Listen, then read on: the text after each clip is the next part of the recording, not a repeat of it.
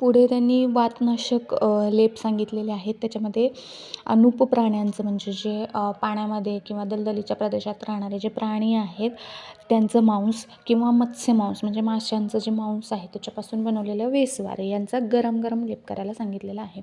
म्हणजे आता मग इथं वेसवार म्हणजे काय तर चक्रपाणी म्हणतात, निरस्थी पिशितं पिष्टं स्विन्नं गुडघृतान्वितं कृष्णावरीचं संयुक्तं वेसवार इति स्मृतं.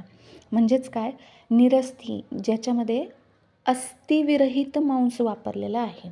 ठीक आहे, म्हणजे जे नॉनव्हेज खातात त्यांना माहीत असेल की नॉनव्हेजमध्ये काही बोनी पार्ट असतो त्याला मांस असतो किंवा काही मांसल पार्ट असतो. तर जो अस्थीचा भाग आहे तो काढून टाकायचा आणि फक्त मांस घ्यायचं आणि ते चांगलं स्विन्न म्हणजे शिजवायचं. ठीक आहे, बारीक करून शिजवायचं आणि त्याच्यानंतर त्याच्यामध्ये गुड म्हणजे गुळ, घृत म्हणजे तूप, कृष्ण म्हणजे पिंपळी आणि मरीच म्हणजे मिरे हे टाकून चांगलं पेस्ट करून घ्यायचं, मिक्स करून घ्यायचं. ह्यालाच आपण वेसवार असे म्हणतो.